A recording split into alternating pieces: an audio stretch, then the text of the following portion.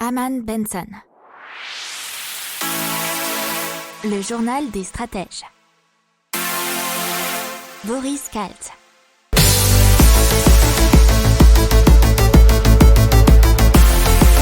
Bonjour à tous et bienvenue dans le journal des stratèges pour une revue de l'actualité éco, tech et impact du jour. Alors aujourd'hui on va vous parler d'une mesure des sites internet en ce qui concerne l'empreinte carbone. Ensuite on va vous parler de la France qui a consommé une quantité record de fromage lors du confinement, du rachat d'HSBC par Cerberus, de Casino, Société Générale et CoinHouse qui lance un stablecoin, du Conseil de l'UE qui lance un nouveau programme pour une Europe numérique. Dans l'impact, on va vous parler de l'impact carbone du streaming de Netflix, de Upcycle qui fait de l'upcycling au sein des chaînes de production. Vous écoutez le journal des stratèges numéro 70 et ça commence maintenant. C'est donc Uswitch et Website Carbon Calculator qui s'occupent bien entendu de mesurer l'empreinte carbone de n'importe quel site. Alors, ils ont fait 2 classements de 25 sites, alors les meilleurs et les pires. Le réseau social américain Reddit écope du site le plus pollué avec une émission de 13,05 grammes de CO2 pour une seule visite. Et sur 69 visites, ça équivaudrait à une empreinte carbone similaire à celle de 5 km parcourus en voiture. En ce qui concerne ce podium des médiocres, il y a aussi Pinterest et Nintendo avec 12,43 et 11,43 grammes de CO2 par visite.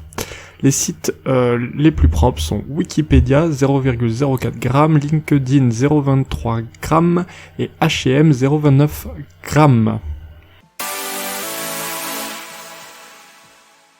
Un peu plus léger, on va parler de l'impact des confinements sur les achats des Français, et surtout sur les achats de fromage et la consommation de fromage, et c'est France Agri Mercantile qui donne le chiffre, puisque les ventes de fromage à raclette ont été en hausse de 12,2%, le comté 8,2%, l'emmental 7,8% et le fromage de chèvre 7,2%.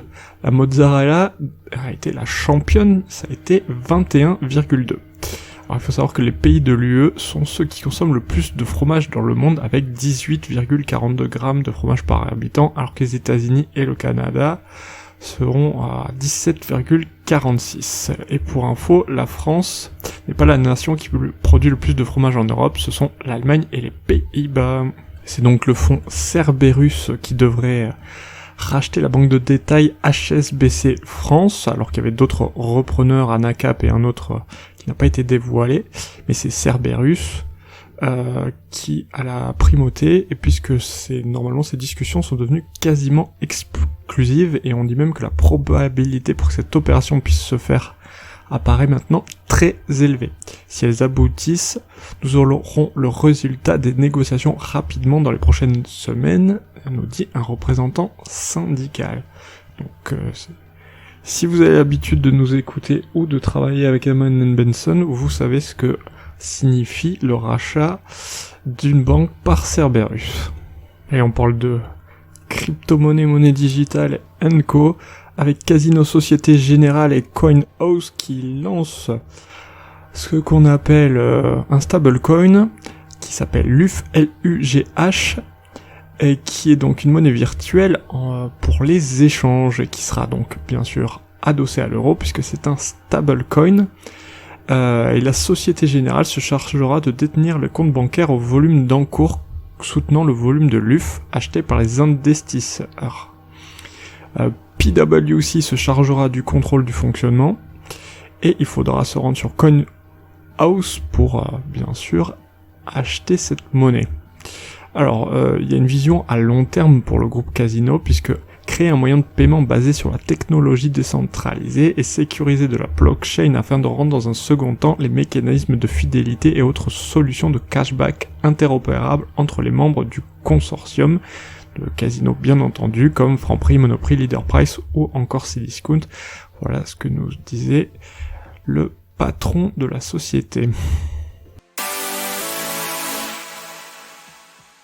Le Conseil de l'UE qui a donné son feu vert à la mise en place du nouveau programme de l'UE pour une Europe numérique afin de stimuler la transformation numérique en apportant des financements au déploiement de technologies de pointe dans les domaines comme l'intelligence artificielle, le calcul à haute performance et la cybersécurité. Il y aura un budget de 7 588 000 000 d'euros pour la période 2021-2027 avec effet rétroactif au 1er janvier.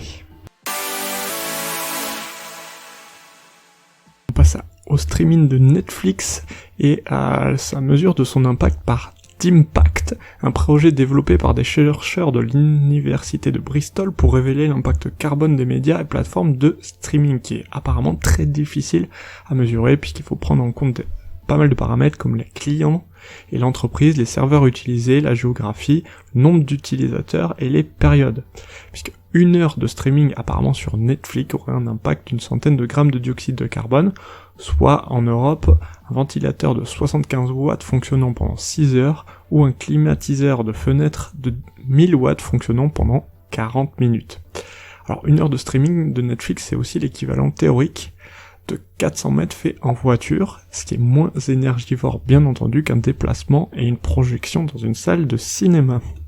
Alors on continue avec Upcycle, qui aide à la valorisation des coproduits végétaux qui transforment les déchets industriels en matières premières et ingrédients pour les industries alimentaires et pharmaceutiques. Il faut savoir que 30 à 50% de la production agricole sont jetés au moment de sa transformation industrielle. Et donc en transformant ce qu'une industrie jette, ils peuvent en faire une matière première idéale pour une autre, et ils veulent appliquer cette approche à une multitude de gisements de déchets. Parmi leurs clients, ils ont déjà Schweppes, Orangina, L'Oréal ou encore Yves Rocher et Givaudan. En 2020, Upcycle a permis d'économiser l'équivalent de 1000 tonnes de fruits et légumes et a pour objectif d'atteindre l'équivalent de 10 000 tonnes en 2021. Voilà, c'est tout pour aujourd'hui, je vous souhaite une excellente journée et je vous dis à demain pour de nouvelles informations. Ciao.